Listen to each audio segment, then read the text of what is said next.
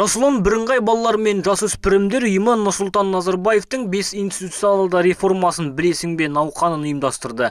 Аталған науқанның мақсаты жастардың әлеуметтік белсенділігін арттыру және Қазақстан Республикасы президентінің жолдауын насихаттау. Сегодня в акции участвует.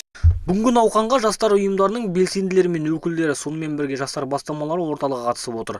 Науқан солтүстік Қазақстан облысының ішкі саясатының қолдауымен өтіп жатыр. Науқан кезінде жастар ұйымдарының белсенділері мен өкілдері қала тұрғындарына жаднамалар таратып, 100 нақты қадам ұлт жоспары жайында айтып берді. Өткізілген бұл науқан тек жастарды ғана емес, барлық тұрғындар мен қала қонақтарын қызықтырды.